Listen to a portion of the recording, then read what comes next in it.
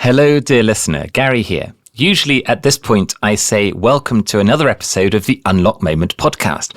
But today is really exciting because I'm joined by hit podcaster Aoife O'Brien, and we're bringing together two great leadership and careers podcasts into one as the Unlock Moment and Happier at Work come together for us to talk about how really to find work and career purpose, happiness and fulfillment. Aoife, welcome. Thank you so much. I'm so excited for this, whatever we want to call it, podcast mashup or whatever it might be. But I'm so excited because there's no script. We don't know what we're going to be talking about. We have a vague idea. But yeah, really exciting. There's literally no script. So for people who don't know Happier at Work, tell us a bit about you and the work that you do. Yeah, absolutely. So I worked in corporate for almost 20 years. I was really ambitious. I always loved what I did. And I reached a stage where I stopped enjoying what I was doing. I started questioning myself. And this happened a couple of times in a couple of different organizations until I finally left without any sort of plan. And I went on, I had no intention of setting up a business, but I went on and I studied coaching and I did a master's in organizational behavior. And then I set up a business called Happier at Work. And then I set up my podcast, also called Happier at Work. And from there, it's been a total evolution. I've been doing the podcast for 4.5 years now, and I really love every aspect of it. And I suppose the core message is that work doesn't have to suck, that you do have options, and there are scientific proven ways to create happier working environments, happier workplaces, and to impact on your own workplace happiness. How about you? Tell me about your journey. So, I go by Dr. Gary Crowthouse because I spent 8 years in medical school many years ago, and I feel like I want to hold on to the rewards of the efforts of doing that. But I never practiced as a doctor. So this is around 20 years ago. I decided to do my first of a few career changes and switch out of medicine into the corporate world. Spent 10 years in consulting and 7 in retail, in senior retail leadership positions, and as my secret double life, I was a professional ballroom dancer as well. So I've always been somebody who's enjoyed a really variety of different things in work and home life. I've kind of followed my nose for things that I felt I had an affinity with, I felt I loved doing. I worried less about the big long-term plan, and I didn't really believe in sort of, let's spend 10 years being unhappy for the potential promise of sunlit uplands in the future. That's kind of been my path. In the pandemic, I finished a role in retail, and I thought I was starting to do some coaching then. And I thought, if I was my own coach, what would I say? And as I thought I would say, what's the bit of your working life that you love the most? And for me, it was one-to-one conversations with people talking about their development and growth. And so I started getting into professional coaching at that time. And then I wrote a book called The Idea Mindset, which is a book around sort of career and life development. So it's full of exercises and questions you can ask yourself to figure out your path ahead. And then when I published the book, about 6 weeks later, I felt a bit bored because publishing a book's such a full-on thing. And suddenly when you launch, it's like, now what am I going to do? And I thought, why don't I launch a podcast that kind of comes out of that? And that's the Unlock Moment podcast. And in my own journey, I'd had these moments of remarkable clarity when I suddenly figured out the path ahead. And I'm quite fascinated by moments in people's lives and careers. And I'm quite curious about people, always have been. And so I started to talk to people through the podcast about their journeys and what was a moment when they remember exactly where they were, who they were with, what they were thinking, when this unlock moment happened. Over the course of the last 2 years, and we've put out 130 odd episodes so far, I discovered that the unlock moment really talked to purpose and fulfillment in a very deep way. And one of the reasons why I think we're in this conversation is because we're both talking about happiness in similar ways, different ways, through different lenses. It's so important today. And I think post-pandemic, people are really, waking up to the importance of feeling a sense of purpose, feeling a sense of fulfillment at work. So that's kind of been my journey. Mm-hmm. So now it is I spend a huge amount of my time doing speaking and podcasting around the unlocked moment, and also a lot of coaching as well. Yeah. Something that struck me, Gary, about what you said was this promise. So you were saying you were waiting because there was this promise and you were in this situation for 10 years. And I think so many people can relate to that. So, there's the carrot that's always dangling. It's this next promotion, it's the pay rise, it's a big project, it's a big opportunity. And we hold on because we think that thing is coming. And it's often at the expense of what's going on for us right now. And we make terrible decisions because of that. Do you want to kind of elaborate on that a little bit? Well, Marshall Goldsmith, who's often ranked as the world's number one executive coach, came on The Unlocked Moment and talked about a concept in a book he's written called The Earned Life, which is his book around reflecting back on his life. And he's older and wiser. And he said, what I realize now is there's what I call the Great Western Disease. And he said, the Great Western Disease is I'll be happy when. Oh, yes. And I was like, that's it. That's it. And when you hear yourself thinking that, I'll be happy when I have more control over my life. I'll be happy when I have more money. I'll be happy when, I'm in a senior management position. I'll be happy when. In actual fact, one, you can be happy now, and that's more important. And two, you might not be happy when you get all those things. I think of all the people that I coach right now. Yeah. Well, it's so true. I can rank the people that I coach today in terms of, for example, what they earn. The ones who earn the most are often the least happy. Yeah. Actually. Because the pressure of, but you should achieve more, doesn't go away when you're in senior roles. Yeah. It sometimes accelerates even more. Yeah. And some of the happiest people that you might know might be people who are not in highly paid positions, not in positions of seniority, but they've got something figured out that the others haven't.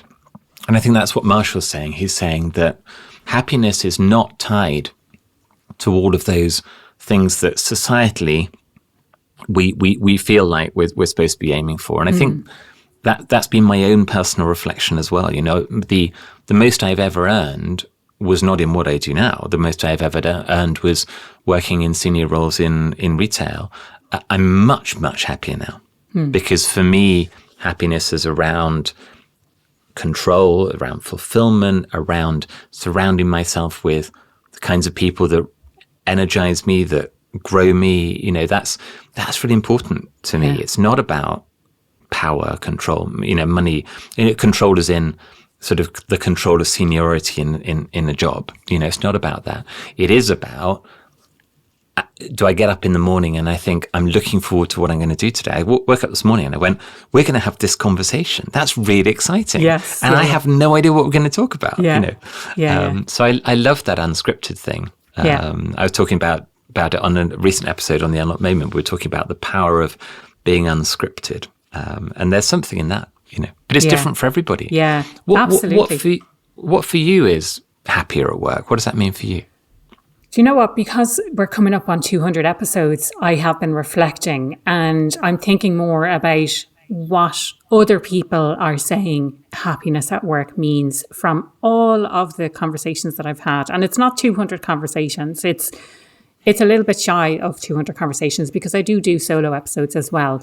But for me, it's exactly what you were saying, Gary. It's the people that you interact with. It's the people who you get to work with. And, if I think of 2 client conversations that I've had this week, and I came off both of them and we had a laugh, we had fun, and it was actually brilliant. And if I think of conversations that I have with potential clients, and you come off the phone and you come off the Zoom call and you think, I'd love to work with them, but at the same time, is this going to be a lot of fun? Is this going to be fun for me? So thinking first of all about the people, that's the first aspect. Then it's the impact. What impact do you want to have on the world? And, this has evolved for me over time based on my own experiences and ensuring that other people don't experience those same things. So while I don't consider myself an educator, a teacher, or a coach or anything like that, for me, I'm a problem solver. I see problems. Maybe I was going to say where they don't exist, not necessarily where they don't exist, but I'm really good at identifying problems and then coming up with solutions, finding solutions for those problems. So for me, that's something that particularly lights me up from a purpose perspective. And if I apply that from a happiness at work perspective, it's most people are not happy at work. How do I solve that problem of most people not being happier at work? And it's putting out the message about that. It's working with people, typically in groups. I don't do an awful lot of one-to-one stuff anymore, but a lot of speaking with organizations, a lot of training and workshops, and TBC what this is exactly going to look like, but I'm working on a platform, on some sort of a technology solution to solve that problem as well, because I know that technology and especially AI can help us with those things. So there's the people aspect, there's the impact that you want to have, and I think it's the service, isn't it? So it's not just the people that you work with and the people that you serve, but how are you leaving the world a little bit better than you found it? How are you in service to other people? So, if I think about my purpose from a personal perspective, this year I want to buy a house. So that's a huge thing for me.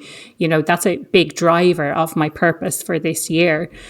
I think about my family and how can I provide for my parents who are getting older? How can I fly them out to see me in Tenerife? How can I make sure I get to see them as much as I can? And then, for my partner as well, how do I create a great life for us? But then there's the kind of the broader context of the clients that you serve as well. So not just the kind of individual purpose of like, this is why I'm doing what I'm doing, but the in service to humanity more generally. So I think that for me, those are some of the key aspects. And as I reflect more on some of the previous podcast episodes, I will definitely look at that.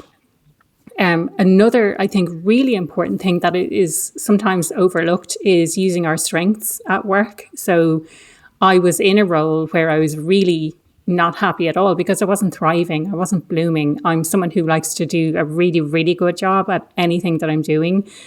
And I wasn't able to do that in that position because it wasn't an area of strength for me. So I do have an entire Happier at Work framework. For anyone who is a long-time listener of the podcast, I do talk about that framework very specifically about the different aspects of it to drive happiness at work. But this is kind of more of a general, like this is what I'm hearing and this is what happiness at work means for me.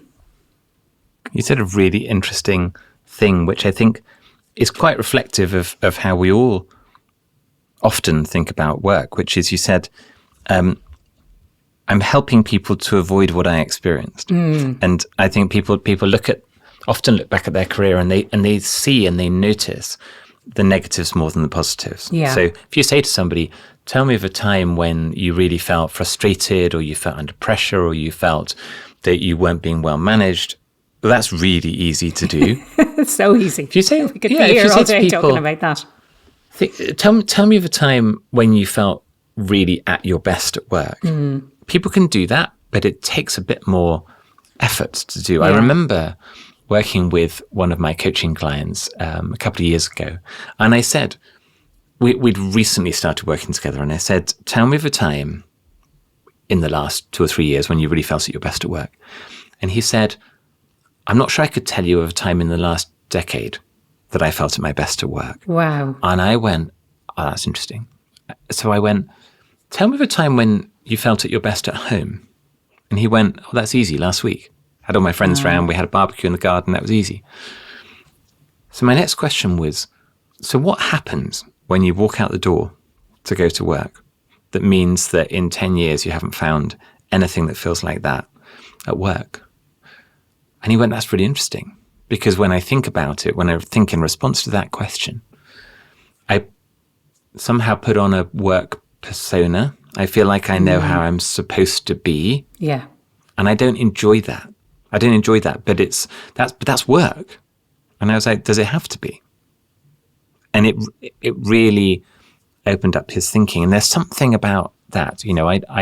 I like the deep questions in coaching. You'll get that in our conversation today, that I really like to get to the heart of what's really going on for people to help them feel deeply fulfilled, deeply connected with the work that they do. And I think that question for him was, it hadn't really struck him to think about how to bring himself into the workplace. He was a senior leader in that organization. And you don't often have full control of your work environment. There's very few people that would say, I have full control, unless you're the CEO or you're the founder of the business, something like that. But usually people have more control than they think. Yeah. If you say to them, how much control do you have? They'll often say none or hardly any.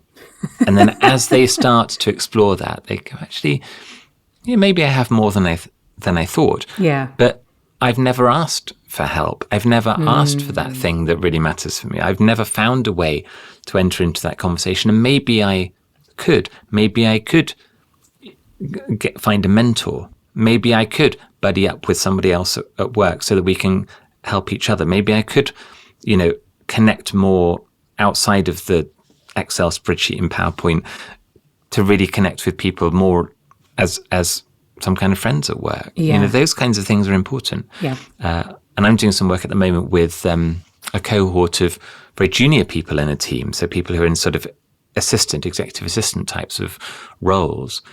And that's very interesting because that's exactly the discovery. We have more control than we thought we did. Yeah.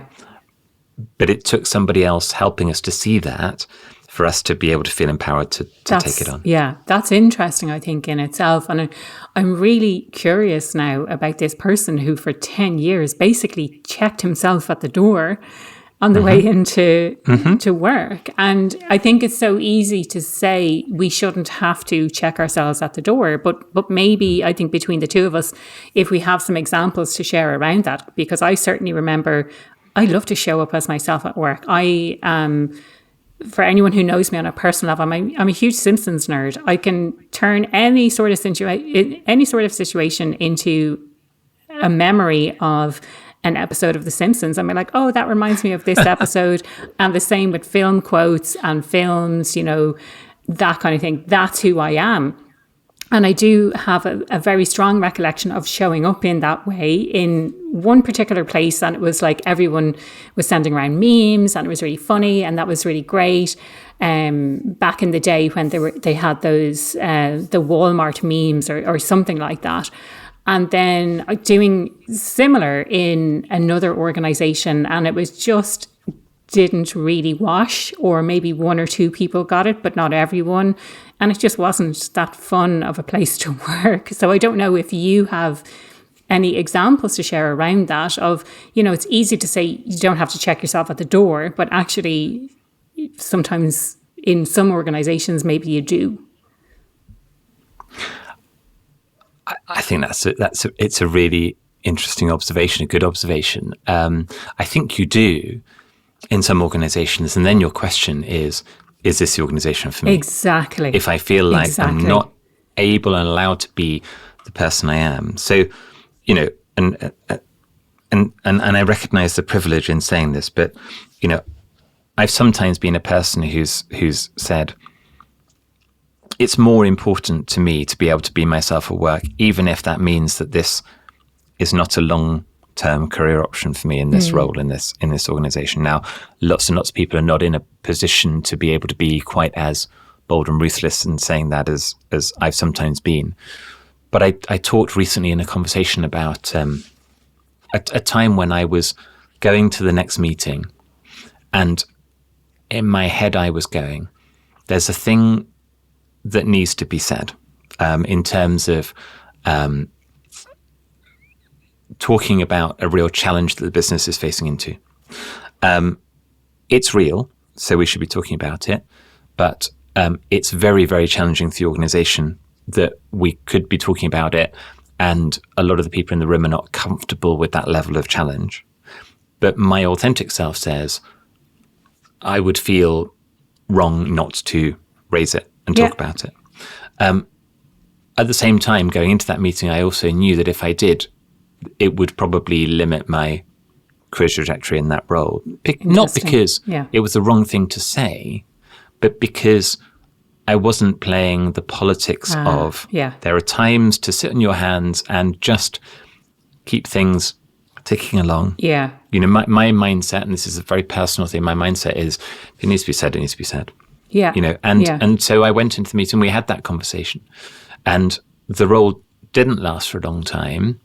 And I was okay with that, because I said, for me, I did the thing that I felt very clear that I had to do. And in my career path, I think that, and again, there's some privilege, I think, in this, that I've been lucky to be in places where if I have stepped off one conveyor belt onto a different one, didn't mean it was always successful, but I've been able to figure out ways to make that work. But I remember coming out of medicine and going, I have no idea whether I will be successful going into the business world, going into consulting, but I kind of back myself to do it. And there are moments when it's okay to stick your hand up and say, I'm not happy doing this. Yeah. I don't know whether jumping over the fence into the next field is going to make me happier, but I do know I'm not happy in this field, and I'm not happy in quite a fundamental way. This is not I'm having a bad week. It's not I've had a bad conversation with my boss, but actually it's all going to get better next week and go back to normal. It's fundamentally, I know deep down it's not a fit. Yeah. And that's okay to call out. Yeah. In my medical journey, when I went to medical school and I was there 8 years, I was 7 years in before this thought, which I describe as my first unlock moment. This thought came into my head, which is, you don't have to do this if you don't want to. But I was 7 years in. How many years had I felt unhappy? A long time. But that unhappiness had never translated into, why don't you seriously explore doing a different career? It was always, how can I adjust what I'm doing to try and make myself happy in this case, medicine? Yeah.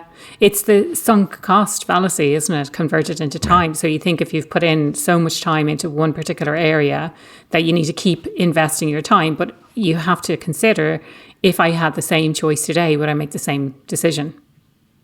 And it's something that comes up very, very often when I'm having conversations, like career progression conversations with people who are at some kind of crossroads, or they're approaching some kind of crossroads.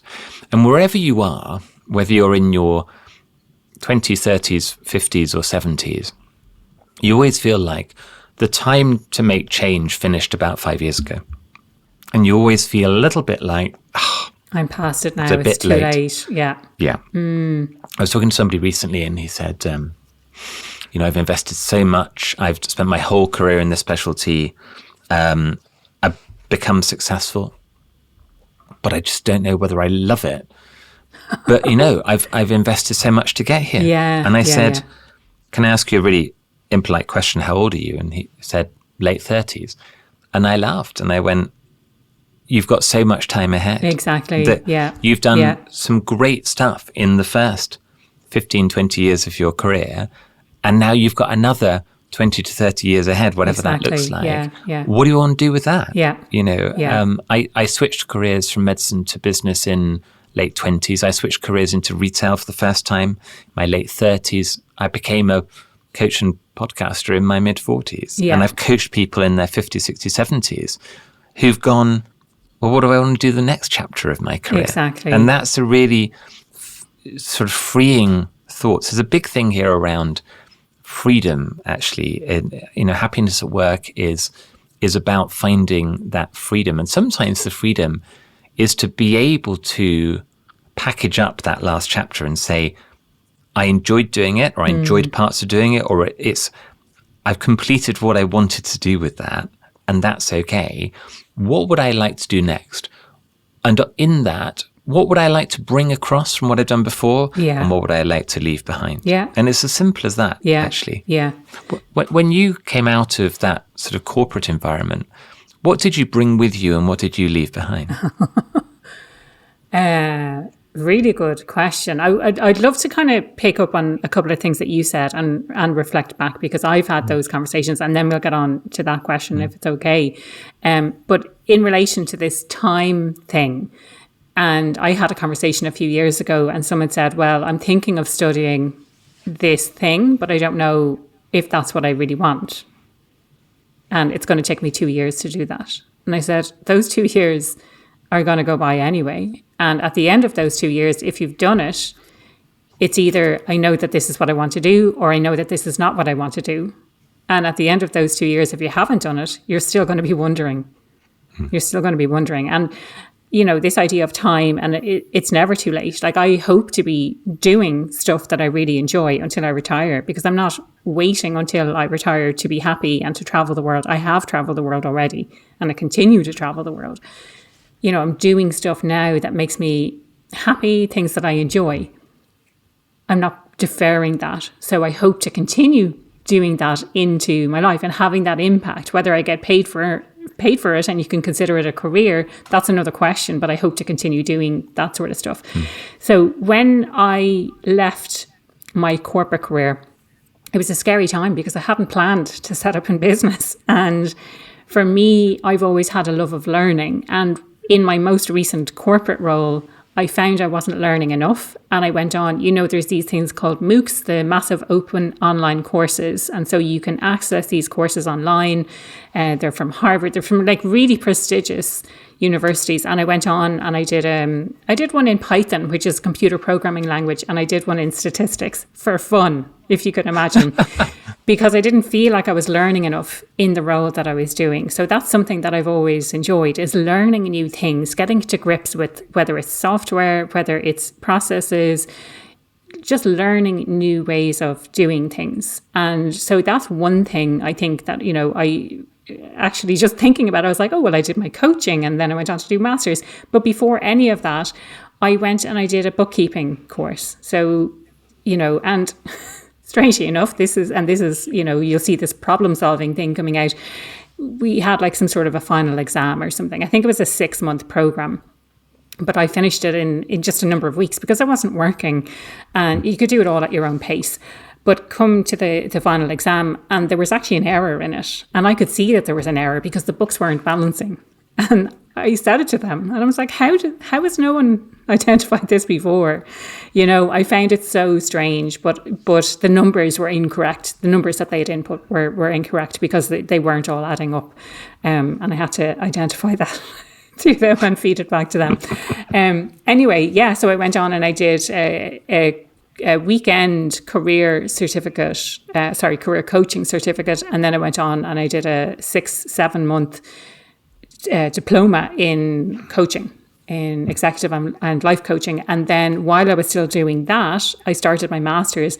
And when I was doing the master's, that's when it was like, wow, like this is where I'm supposed to be. There was the research element, which was my corporate background. There was the people element, which I became so interested in when I was working. You know, how do people actually interact with each other? How do you get the best from people? Productivity, all of those kinds of things. And then there was the data side. So I'm a total data nerd. You know, I love data. I love using data to tell stories and to understand what's actually going on. I'm much more comfortable with that than, say, a qualitative discussion or something. I'm much more into give me the numbers, you know, give me the big data and let's find what patterns are emerging and that kind of thing. So that's probably, they're the things that I took from the experiences that I had at work. And you know, I put an awful lot of pressure on myself when I first started my business then, because I didn't feel like I had the network that I needed. I worked in London for 3.5 years and I worked in Australia for 2.5 years. And prior to that, I had worked in Ireland, and subsequent to that, I had worked in Ireland, but I still didn't feel like I had that network, the network that I needed to have in Ireland. And I still at times don't feel like I have that same level of network because I was gone for so long. Whereas there's other people who they've either stayed in that same organization for a long time, or they've at the very least stayed in Ireland and built up connections from lots of different organizations in Ireland. Whereas for me, I think I worked in 2 different organizations in Ireland. So it made it that much harder, I think, to connect with people. From that perspective, I'm trying to think what else did I leave behind? Because I certainly remember feeling so guilty for not working. So there was a year in between where I didn't have a job. I wasn't earning any money. And just the guilt associated with that of, Like feel like I should be doing something productive. I feel like I should be earning money. I feel like I should be doing something, and being really, really guilty because because I didn't feel like I was contributing. But yeah, there are some of the things that I kind of took with me. I'm trying to think of some more things that I left behind, and I think it's only after a while, when you look back and you reflect, you realize all of the things that you have left behind. And it's not to say that everything I do on a day in, day out basis is really enjoyable and that I'm happy all the time.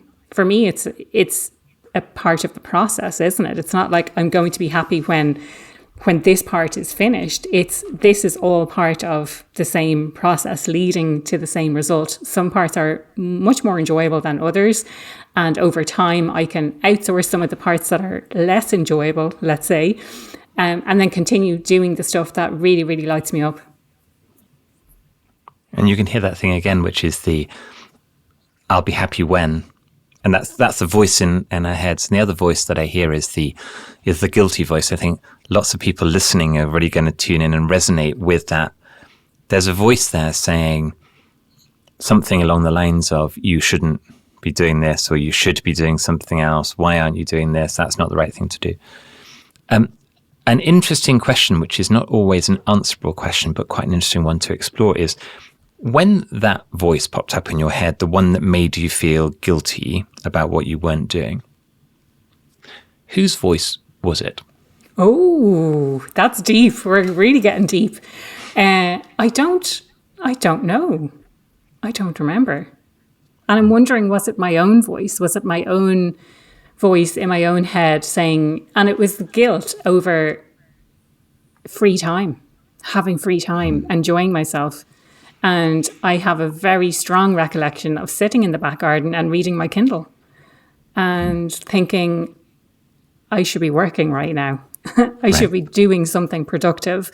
And that's probably, if we go a little bit deeper into that concept, one area, because I do enjoy what I do and the stuff that I do enjoy doing, and I'll keep doing it. And I find it so hard to switch off.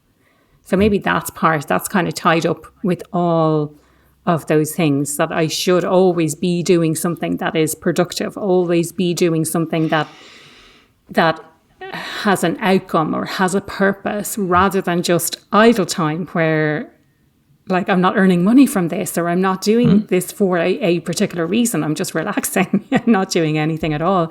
And from what I see from people who I speak to, this is a huge thing. And maybe we can kind of explore that as a concept more generally as well.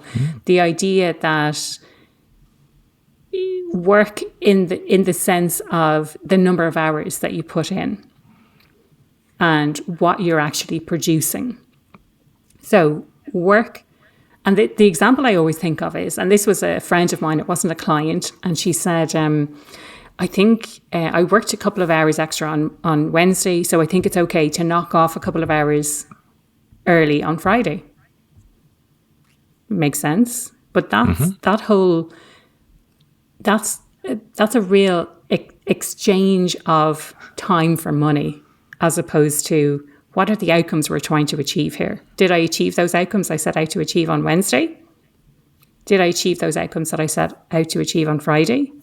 And did I do it by 12 o'clock? Did I do it by 2 o'clock? Because does this person work on a production line in a factory? Yeah, exactly. Because that's what it feels like, and lots of people do. And in those kinds of roles, number of hours equals productivity pretty much, give or take. But for many, many people, it isn't like that at all. No. And I remember watching recently an interview that Jeff Bezos had given, CEO of Amazon, or ex-CEO of Amazon, and he was saying, I know what time in the day I am at my best, and I do my best thinking, and I make my best decisions. Yeah.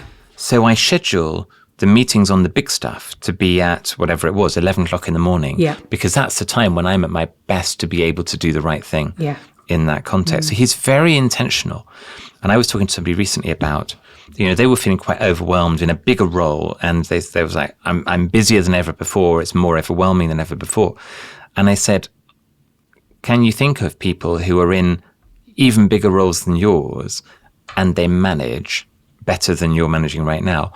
what do they do to manage better? And it is that intentionality about they're very good at knowing when they're at the best. They're very good at knowing what they need to be doing and only they can do. Yeah. They're very good at knowing what they don't need to be doing and somebody else could do, or it doesn't need to be done at all. Yes. And I'm thinking of you sitting in the garden reading the Kindle. I'm going, my question is, well, what were you reading? And how was that building and growing you? Yeah. Or equally valid, was that literally the downtime, which helps you to be balanced and helps you to be at your best at other times?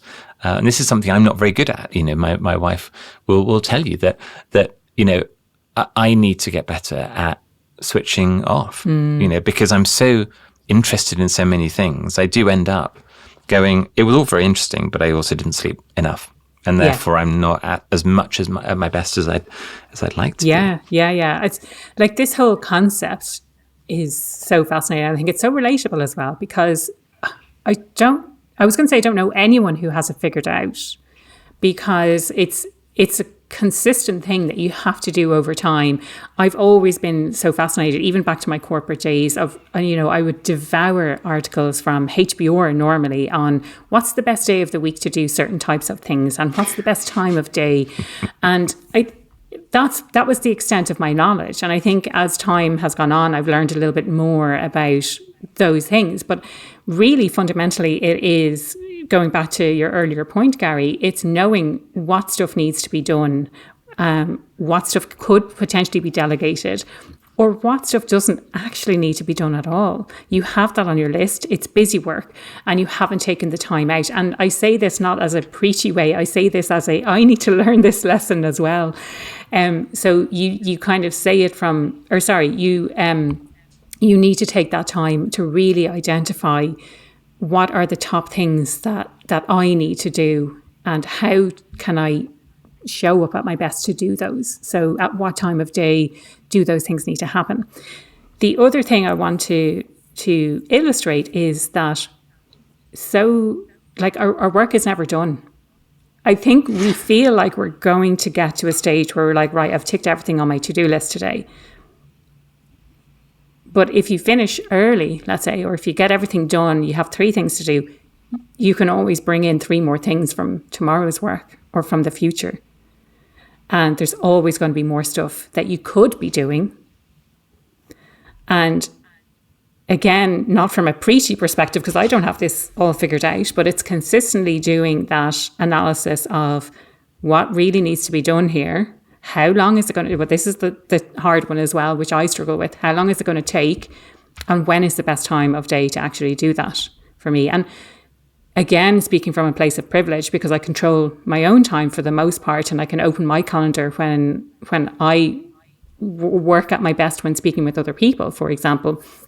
Not everyone has that privilege. And, you know, you could be back-to-back meetings. This is another thing that I hear a lot.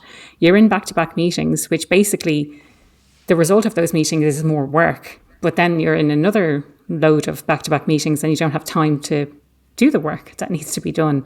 So again, it's identifying what really, really needs to be done here. And, you know, we could have probably a whole other podcast episode about meetings, but do I really need to be at all of the meetings that I'm attending?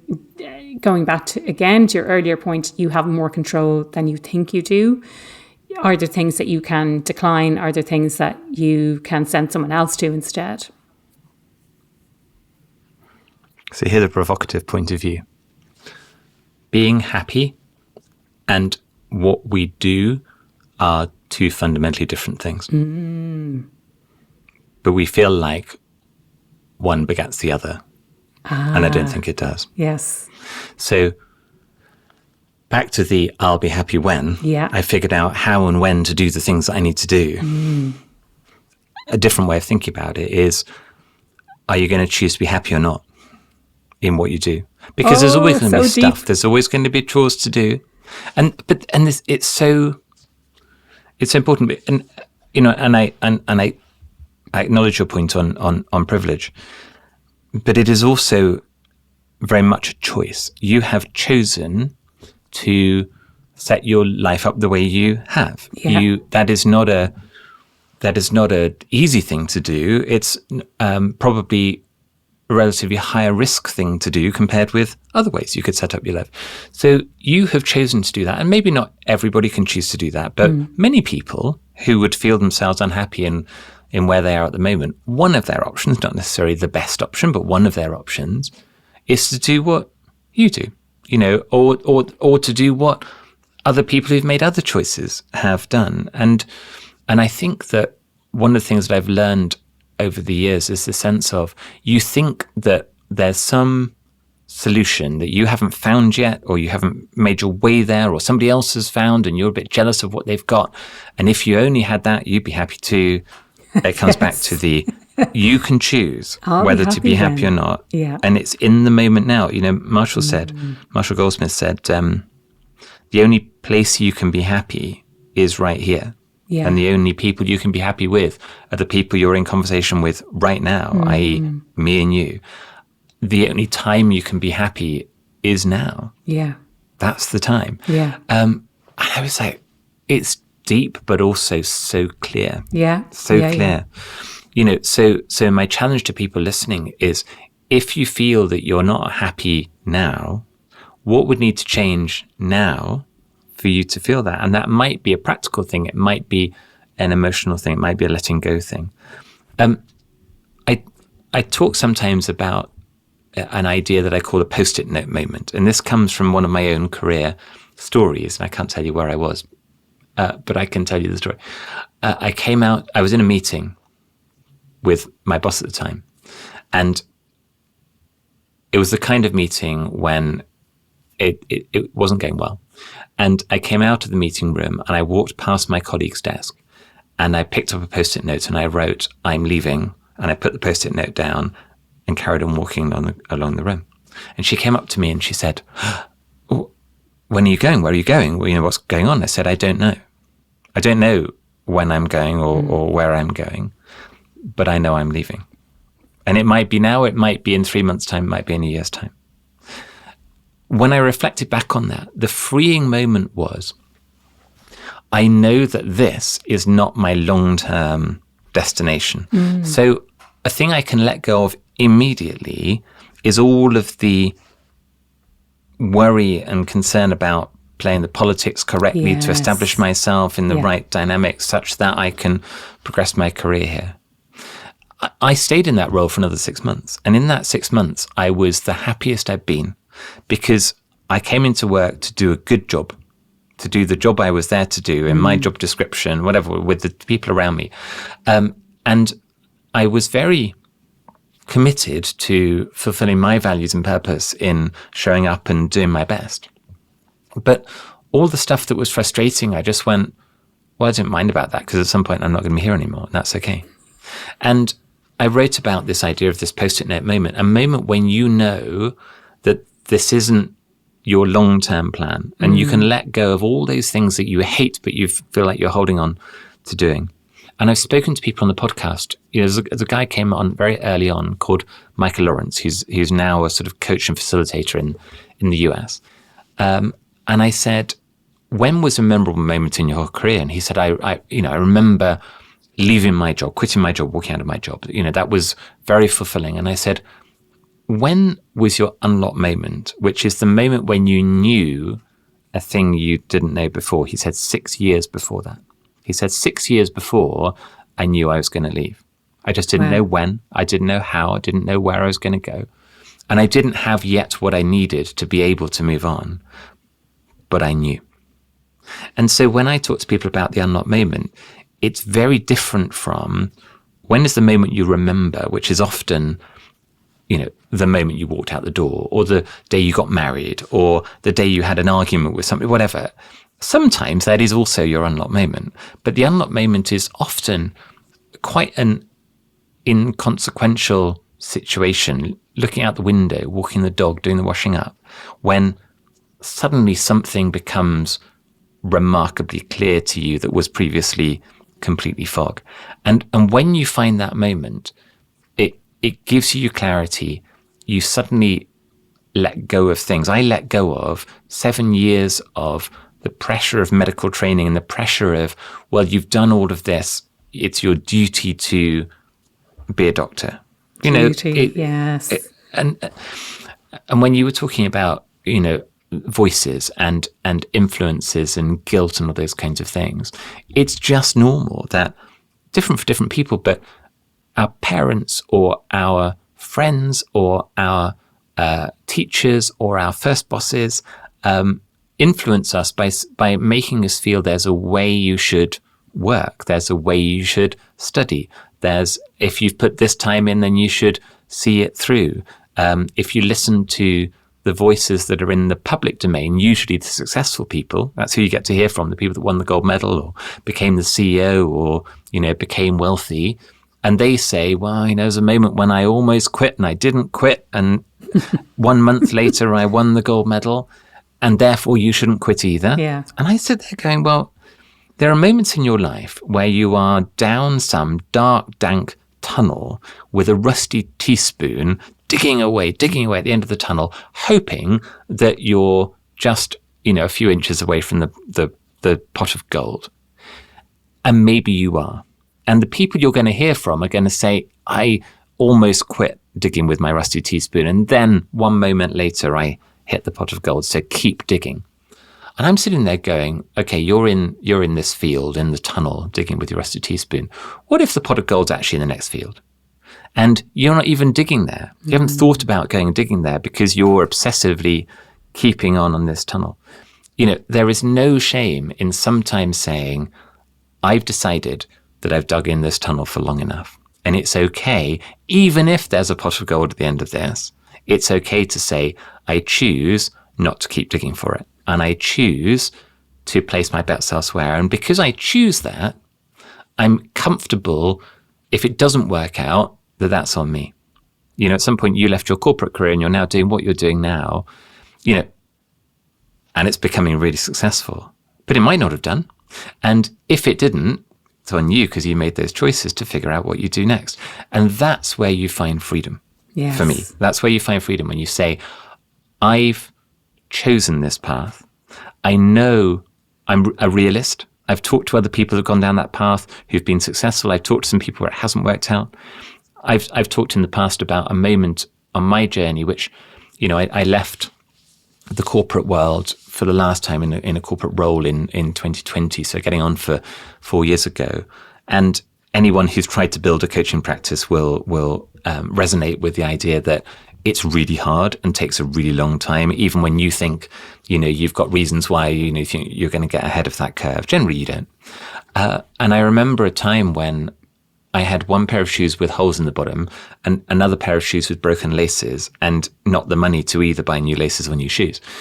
And so I was very practical and I went, well, I'll put the laces that haven't broken into the shoes without a hole in. And I wore those for another 6 months or more. And on Zoom, of course, nobody knows which shoes you're wearing. Or whether you're wearing shoes.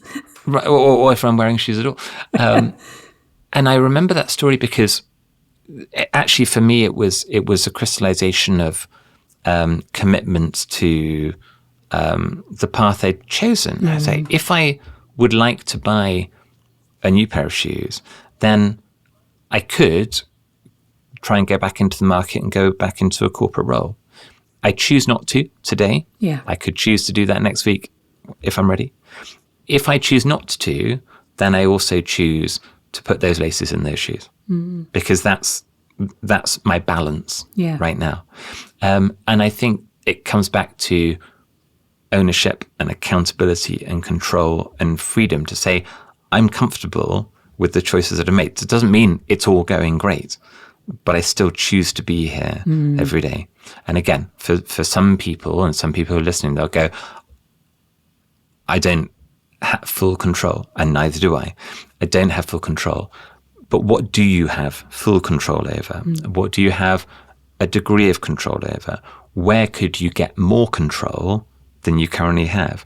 Are there areas where you have more control than you think you do, but you've never asked for help? Very frequently, I talk to people and they say, you're worrying about whether you're going to, be in line for promotion next year, for example.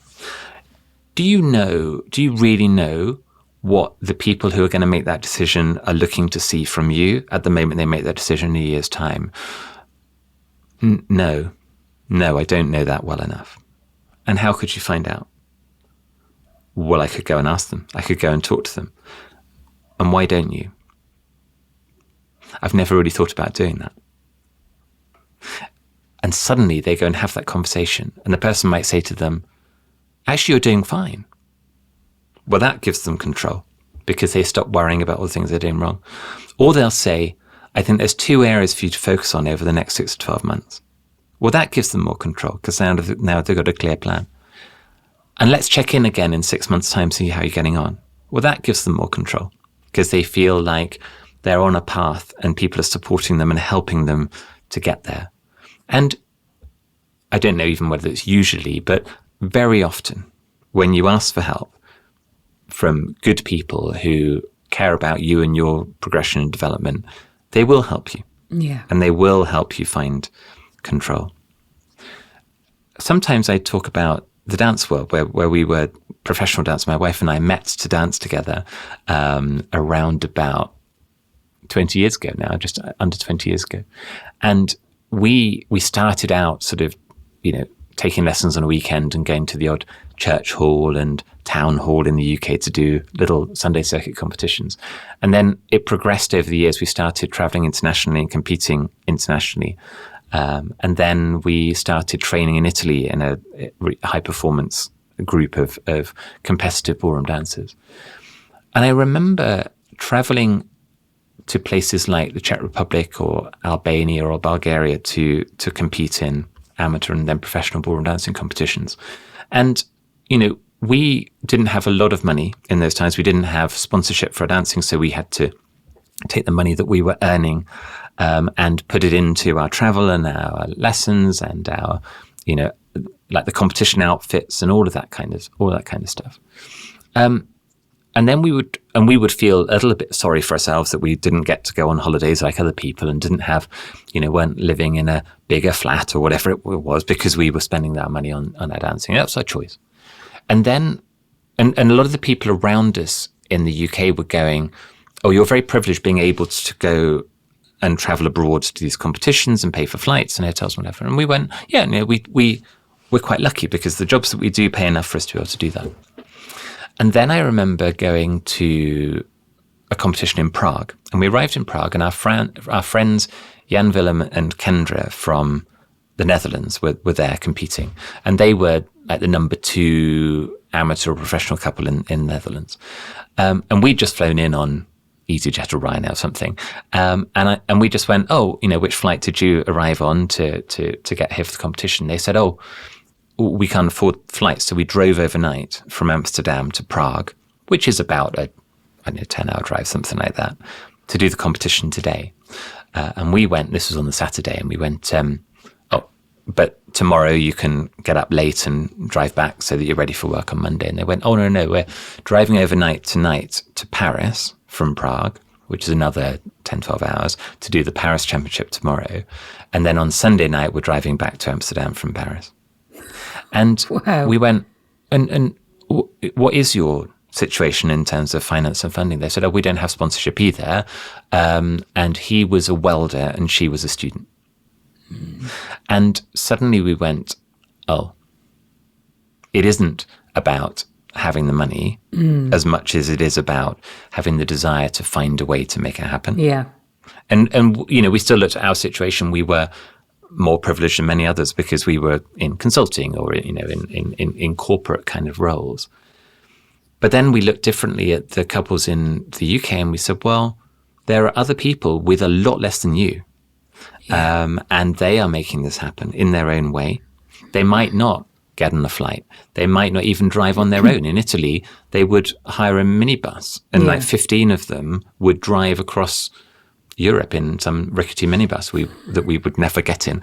But it made me think differently about the workplace because it made me think differently. And I've seen this in the workplace. I've seen people in the workplace like this where they've gone, I am going to make something of my career. Yeah. One of the very first people that I worked with the Idea Mindset, which is my book, when we first worked together, before we were working together in coaching, she was like a junior team assistant role in the organization, one of the most junior in the organization.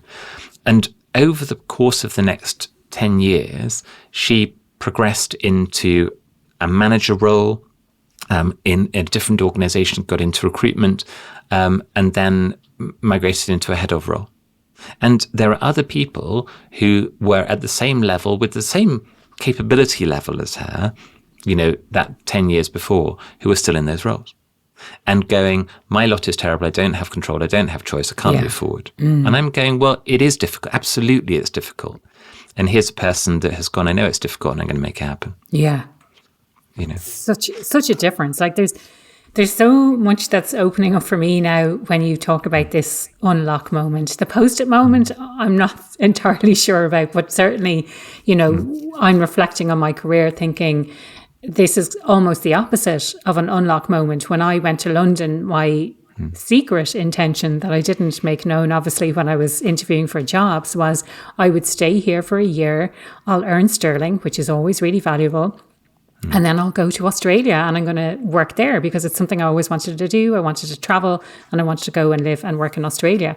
But the opposite thing happened. I enjoyed my time in London so much. I enjoyed my job so much that I stayed for 3.5 years. And the only reason I left was at that time, you had to apply for your Australian visa before you turned 30. And then you had a year to use the visa. So I applied before I turned 30, but then I had to leave because I knew I was going to travel for 6 months and then arrive in Australia. So that was kind of almost the opposite. I enjoyed myself so much and I stayed there. Now, there was another time when I was in Australia. So I got to Australia. I worked with people who I had previously worked with in London. So I made the incorrect assumption that the culture was going to be quite similar. It was going to be quite a positive place to work. And within a couple of months, I noticed that there was something not quite right here. There was a lot of people leaving the organization. People were coming to me asking me questions, even though I was still relatively new compared to them. They'd been there for years. And again, I got into the software, I learned the systems, and then people were coming to me asking me, how do you do this? Or how do you make that work? Or, things like this. Now, prior to this was, part of my interview discussion. You're going to be promoted to be director. What kind of director? I had so many conversations. What kind of director would you like to be? Would you like to manage a team? Like all of this kind of stuff. And that never happened. So there was a restructure. We knew that there was a restructure happening in the organization, and they promoted my friend and colleague to be my manager, but did not communicate that to me. And so we had a conversation one day and he pulled me into a room and he said, he started talking about my clients. And I was like, why are you talking about my clients? Like this is, he's got nothing to do with my clients. He goes, oh, I'm your boss now. I just thought, what is going on here? So, I'm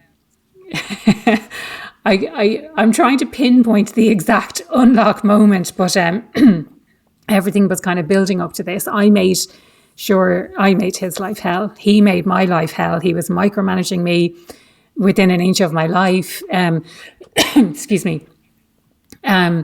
And it got to a stage, I think I had a scheduled holiday. So I was gone for 4 weeks and then I came back and it was just, I was like, I'm absolutely not staying here. And it being Australia, and they had sponsored my visa very kindly. They were paying me a high salary at the time, and it was a really favourable exchange rate for Australian dollars as well. So they probably thought, golden handcuffs, she's not going anywhere. We can do what we like and we can treat people how we like. And I did end up leaving. So I left that role in less than 18 months. They'd invested in my visa, they'd paid me the salary and trained me and all the rest. And I left and I had no idea what I was going to do. I did look for other jobs there. I was looking at one in particular. I went for an interview and this was with a recruiter and she was saying all the right things. And at the end, she said, and this is for a cigarette company. And I thought, no way, I cannot do it. Absolutely not. So after that conversation, I was like, there's nothing here for me in Sydney. And I think it's time it's time to go. So I left and I traveled the world after that. And I went into another organization, and I won't say it was the same thing. It wasn't toxic. I just wasn't thriving. I wasn't working to my strengths. I was, as I had mentioned at the start, I just studied in my own time stuff that I didn't feel like I was learning a whole lot when I was there. I had all of this global experience to offer, wasn't really being utilized or recognized in any way. I did say to my boss that I wasn't happy, and about 3 months later, then I handed in my 3 months notice. The other interesting thing that from what you were saying and what kind of, I was like, oh, that's happened to me. So hard when you're starting out as a coach to set up a coaching business. And I don't think I appreciated that enough, how hard it was going to be, attracting all sorts of the wrong clients for me, because you need money, you need to make a living, and you sort of take anything and work with anyone. And I was really hard on myself at that time as well, thinking I'm not a great coach. But at the same time, going back to your analogy, and I just love that analogy of the rusty spoon down the dark tunnel, because it's so evocative, isn't it? Yeah. Maybe had I stuck with the coaching element, maybe I would have struck gold. Maybe if I kept going, because when I was doing my coach training, I always got really great feedback on my approach and all of those kinds of things. However, again, going back to maybe I would have, but I'm really not happy here right now, and I need to do something about this. And this is all tied in, by the way, with the arrival of the pandemic. Everything shut down. I started doing a lot more speaking, and that was much easier. It became so much easier to do that during the pandemic. I set a goal for myself. I said, this year I'm going to do, I think it was 20 speaking engagements. And I don't mind if they're free speaking engagements, because I want to build up my experience. I want to get my name out there. And that really paid off doing that. So people kind of come to me now and they're wondering how to get started. That's how I got started. I just said, who can I speak to? And I was, at the time, it was just anyone. I'm like, this is just for practice. So I'm just going to speak to anyone, any groups. They don't have to be relevant to me. Looking back now, it would have been so much more beneficial to me if they were much more relevant to what I'm doing now. However, that's all part of the learning experience, isn't it? I think it is a brilliant articulation of why unlock moments are hard to get to, because in that story, there almost certainly was one, and I want to go digging. Yeah. But it's not the memorable bit, because you talked about all the memorable bits. The day that person walked in and said, "I'm your boss now." That's memorable. The moment when you walked out, that's memorable. The moment when you left Australia, that's memorable. In that situation where it was a very challenging situation, you've been overlooked for the promotion, or the other person had been taken from being your peer to being your boss, and it hadn't been communicated to you, and you were in this sort of golden handcuff situation where, there's lots of reasons why it was difficult to leave, and you did eventually leave. What was the moment when you knew you were going to? It's obviously somewhere in between where he told me that and I was having a terrible time. There was a time when I was on the phone to my mum and I was crying down the phone saying, this is awful. And again, going back to your earlier point of, do I want to stay here? And I really questioned, even when I was looking for other roles in Sydney, do I really want to stay in Sydney? Because, and again, I had this conversation the other day, you always want your CV to look at its best. And so if you move to a new role, you want to make sure that you're going to be in that role for 2 or 3 years.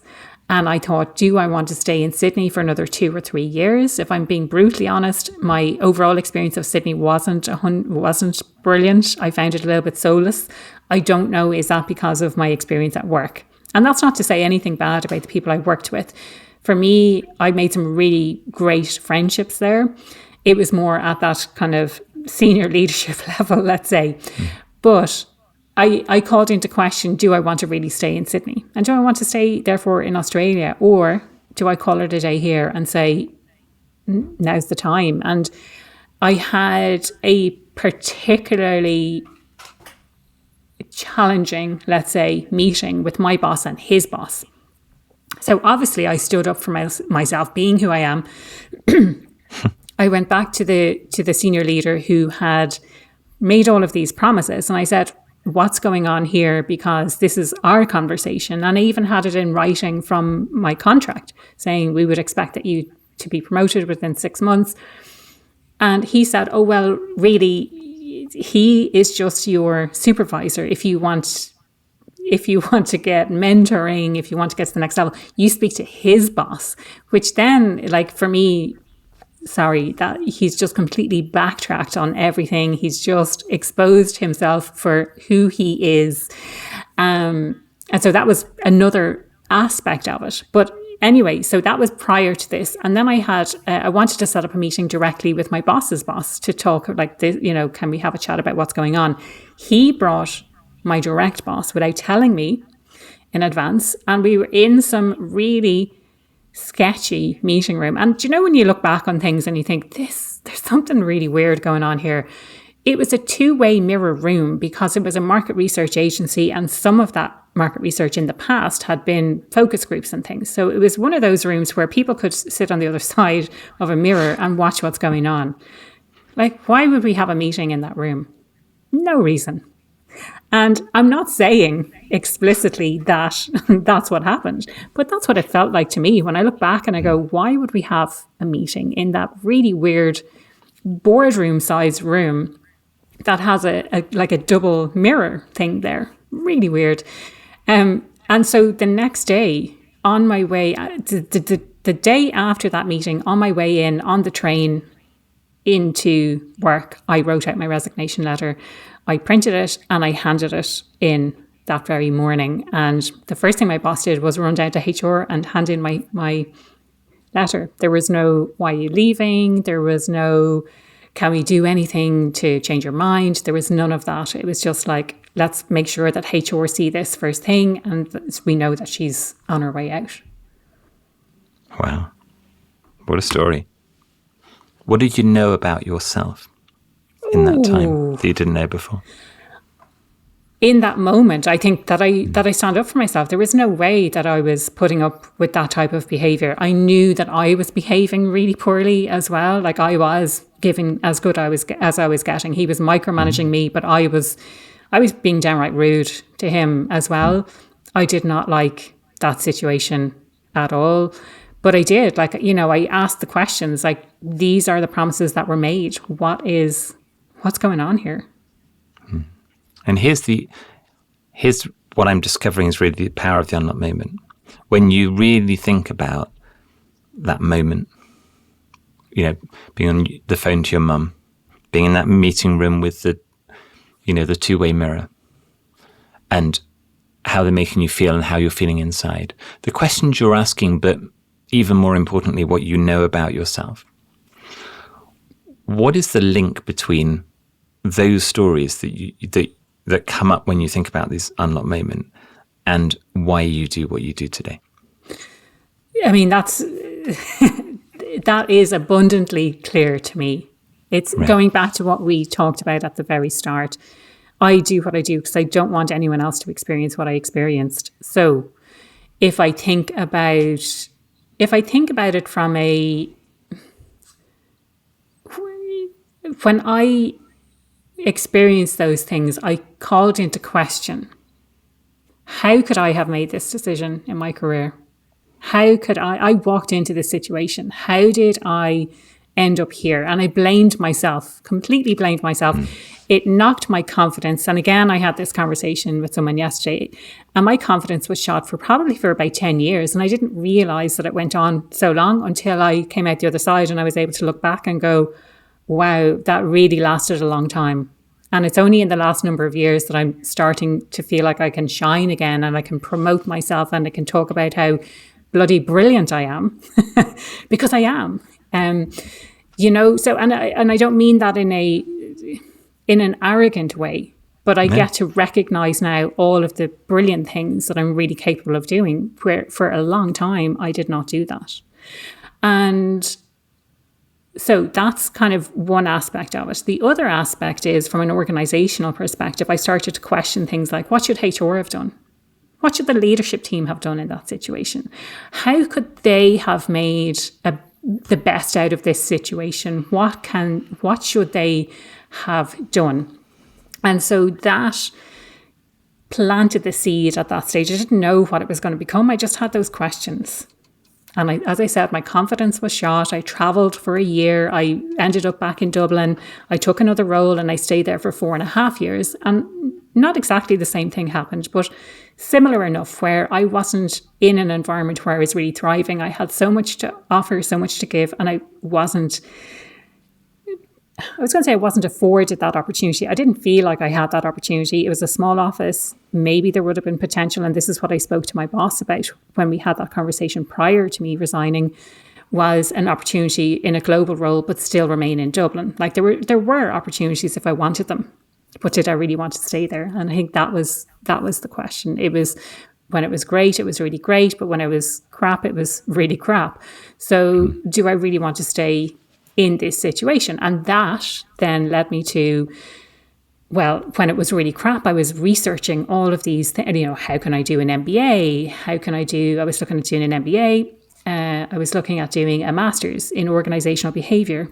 And randomly, skip forward, I had left my role. I was in the middle of doing my coaching diploma.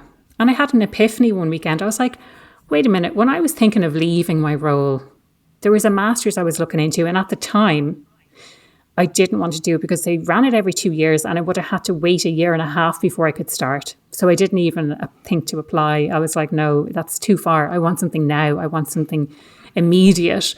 And this happened during the summer, and I thought, wow, I must look into that master's again. And I looked into it, and it was starting in September, like 2 months later, and I applied and I got in. And that's where I started to talk about all of these experiences that I had at work. So I said to one of my lecturers, this is what happened in Organisation 1, this is what happened in Organisation 2. And she said, I think that's a fit issue. It's about organisational fit and environmental fit. And I became obsessed with this topic. And that's what I did all of my research on. And that's what I build all of my programs from. This is what the technology solution is going to be based upon. It'll be looking at things like values, needs, and strengths. I think the initial focus will be on our strengths and how do we recognize our strengths? How do we make sure people are in the right roles for the skills that they have? How do we empower people to take responsibility for that? How do we have conversations about that? How do we recognize people for what they bring to the organization? And if they're not in the right place, how do we find something else for them, whether that's in our organization or whether it is outside of our organization? So this work that I'm doing now has been a culmination of everything that I have experienced to date. And I continue to kind of draw on that experience and learn from the experiences that I'm having so that I can share those experiences so that I can put those things into whatever solution it is that I am doing, whether that is the technology, whether it's a tool I produce, whatever that might be. I think this is the power of storytelling, that suddenly it's really clear in a very different way from maybe when we started the conversation, really why you're doing happier at work. It's not because you want people to be happy at work, although you do. Yeah. It's got this rich, deep meaning to it. It's personal. Yeah. And this is, for people who are listening to this, I want them to hear that too and think, for me, as a listener, really, why do I do what I do today? Or if I can't put my finger on why I do what I do today, what would I want to be doing? What would need to be different for me to feel that sense of commitment and purpose and connection in the way that we can hear in your story, Aoife? If you're thinking about the listeners and thinking there's maybe one question you'd like them to ask of themselves, having listened to our conversation today, what would that be for you?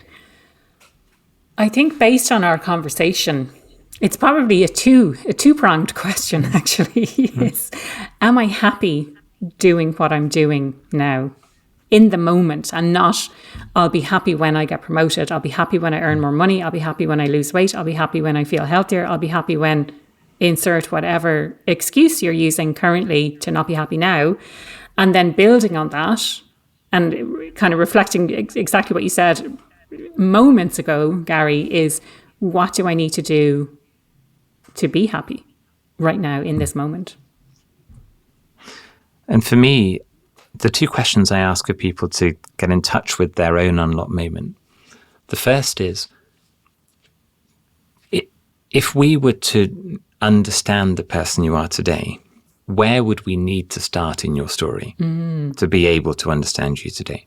And for some people, the answer is going to be, this is who I was as a 6-year-old, the tomboy, the mischief maker. Maybe it's when I graduated from university and I decided I wanted to pivot, or maybe it's a memorable moment in a conversation with somebody important to me or not important to me. And then the second question is, if you think about a moment that is that vivid that you remember where you were, who you were with, what you were thinking in that moment, when you had remarkable clarity and you knew something you didn't know before, which is not necessarily like a famous moment, a high profile moment, but it's that, then I knew I was worth more than they thought I was, or then I knew I had agency, I had permission to choose my own path, whatever that is. What comes up for you? And then you'll start to draw connections and draw the lines, as you have so eloquently here. Talk about happiness at work is a thing, is important to you. Unlock moments are deeply important to me to help people find theirs and make those kind of connections. And I think that can be really powerful, that, with the work that both of us do, it's not complicated and it's not rocket science. And if it feels complicated, then try and take a step back and ask yourself simpler questions. Am I happy? If not, what would need to be different for me to be happy, not in the future, but now? Because imagine you could be happy now, where you are, with people you're with, you're doing what you do. And if you fundamentally can't find a way to do that, it's okay to say what needs to change. Yeah. And recognizing and facing into that can be one of the hardest things to do, but also one of the most fulfilling things you can ever do. There's a couple of more things that are coming up for me now based on that. So I think listeners may take something from this as well. Another unlock moment, if you will, because I kind of assumed maybe we'd just have one, but I'm like, no, this. So I remember where I was, and I remember the thought that I had. And I was still living in Dublin. I was working in Dublin. And I think I had just moved home because there was some reason I had moved home, that the house I was living in was gone up for sale. So I just moved home back with my parents. And for a long, long time, I knew that I wanted to live in London. I had an aunt and cousins who lived in London, and we used to regularly visit them when I was a kid. And to me, coming from Dublin, London was the big smoke. And I just always knew, I always had this aspiration. And I falsely assumed, that everyone else had this same aspiration. And it was only a matter of time before a group of my friends would say, come on, we're heading over to London. Are you coming over to London? And I was, let me think, how old was I? I was 26, going on 27. And I realised that no one was going to come and grab me by the hand and say, are you coming to London? If I want to do this, I need to make that happen myself. And I did. I quit my job.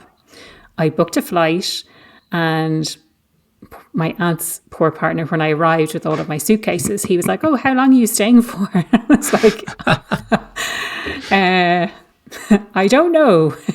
Anyway, I came over, and in the best way I knew how, I just, again, scattergun approach. I know better now, but scattergun approach with my CV out to a whole load of places. I did some temp work, and I eventually landed in what turned out to be one of the best organizations I've ever worked in. And I stayed there for 3.5 years, and I loved London. I loved living in London so much. And when I look back, I'm like, what was I waiting for? What was I waiting for? I had this control all the time. I could have gone to London much, much earlier, but I assumed that that's what other people wanted. And I suppose you're waiting for other people's permission, or you're waiting for someone else to do something so that you can tag along. It's like, and I've brought that energy into everything that I've done since. So I left London. My intention was to travel by myself, but it just happens that I ran into an old college friend who wanted to do the same thing, and we did it together. When I left to travel all over the world, I did that by myself. I brought that same energy. I'm not waiting for someone else to give me permission. I'm not waiting for someone else to do something with me. If I want to do something, I'm going to do that myself. So that's the first kind of enlightening thing that I hope people can take something from. The other is your current situation. And if people have been listening to the podcast for a while, I think I've touched on this occasionally, but where we're living in Tenerife at the moment is quite isolated. You need a car for literally everything. I can drive, but I'm not insured over here, so I don't have access to a car. That's, I feel a huge lack of independence. But another thing, I was making excuses for a long time. I was, we live on top of a hill.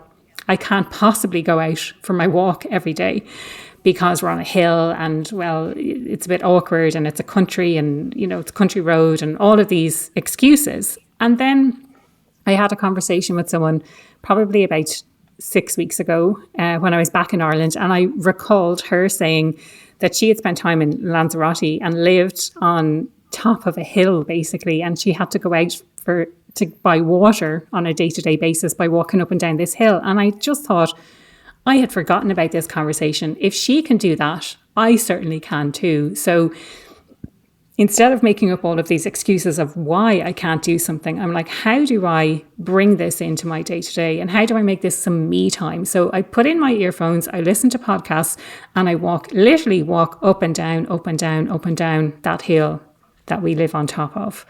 And, it's going back to this idea of how can you find that now, rather than saying, well, I'll wait to get back into my daily walks until we find a more permanent solution of where we're going to live, or I'll put those things off. It's like, no, how can I make this happen now? Amazing. We could talk forever. We could. But we probably do need to draw to a close at some point. Aoife, how can people find out more about you and the work that you do? Absolutely. So the best way, since you're listening or watching a podcast right now, you can look up Happier at Work. So you should find that in whatever podcast platform you are tuned into. I'm also on YouTube as well, Happier at Work HQ. And my website is happieratwork.ie. So those are the best places to find me.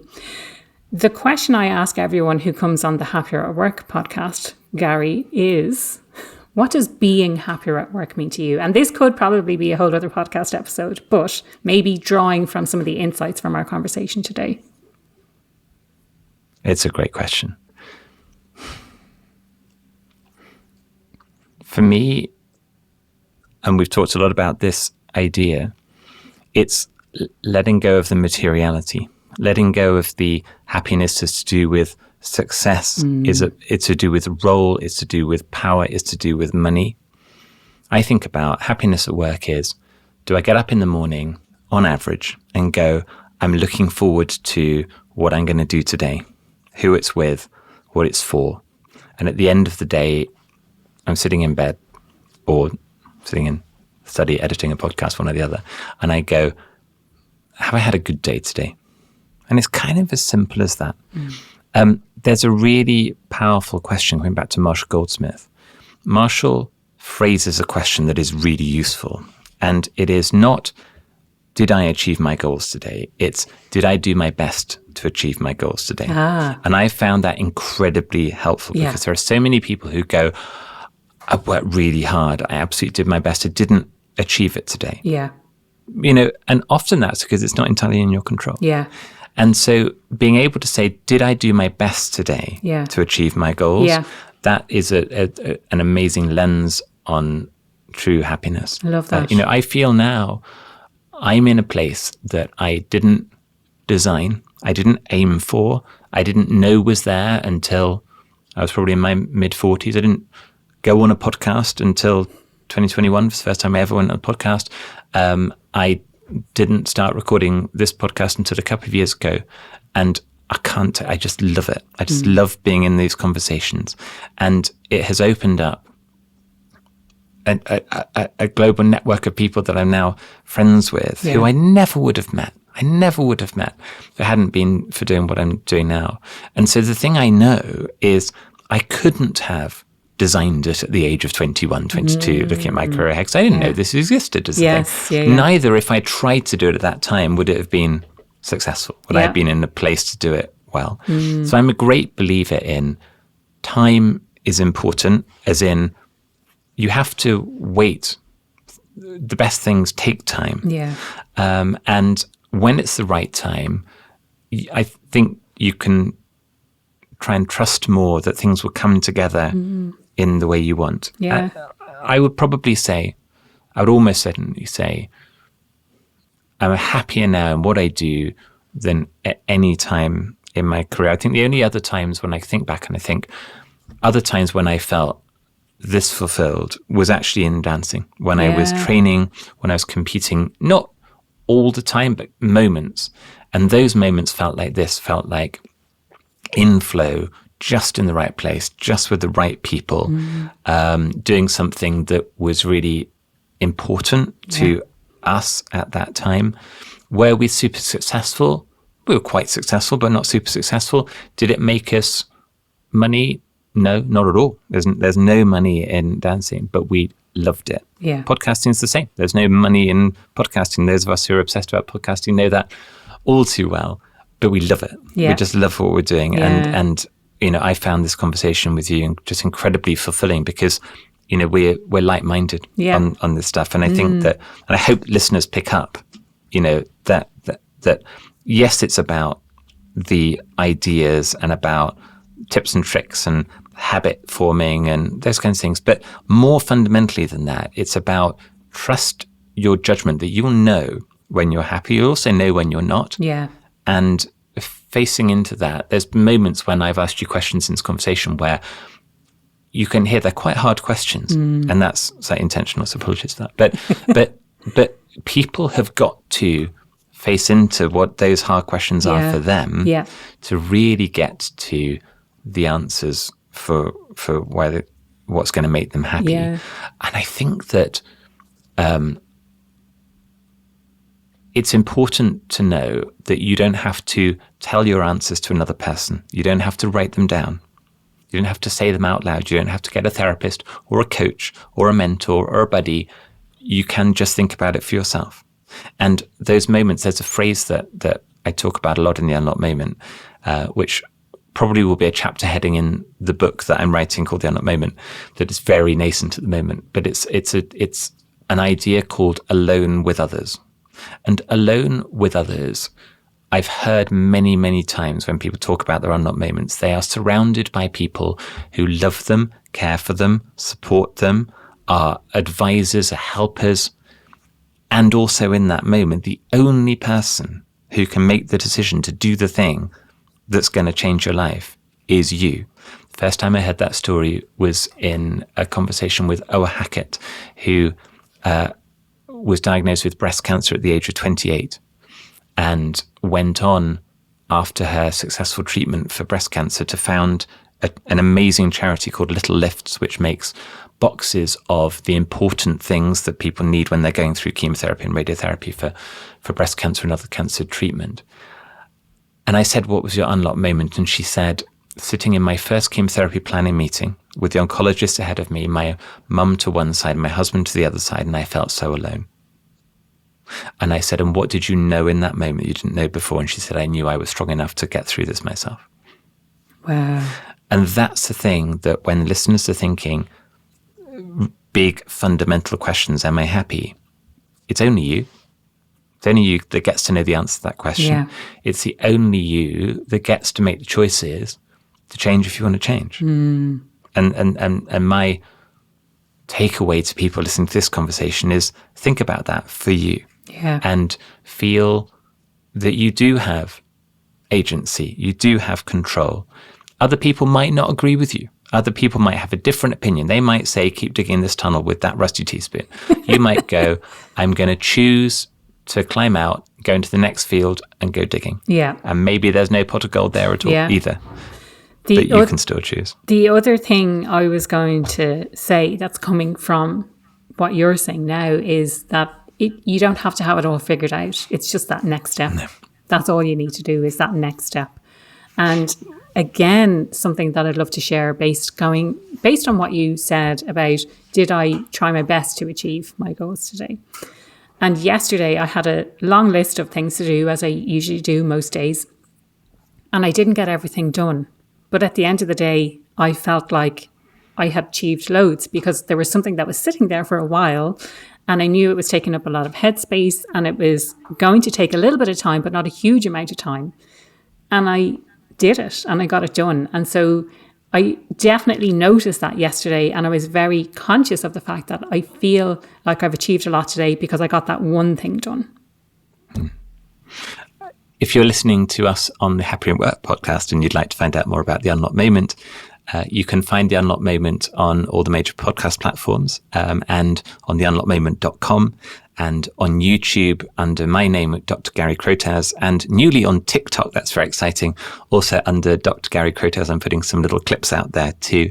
And I'd love you to come and listen into some of these other conversations with people exploring their own unlocked moments and that underlying purpose for work and life. The unlocked moment is that flash of remarkable clarity when you suddenly know the right path ahead.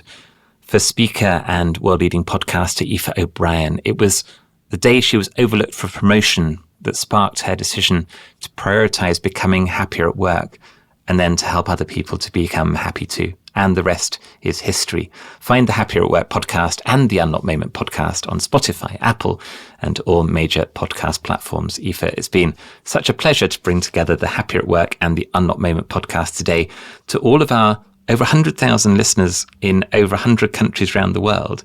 Really hope you've enjoyed this conversation and do find and follow our podcast for more great interviews and insights on unlocking happiness and purpose at work. Thank you so much, Gary. It's been an absolute pleasure to have this conversation.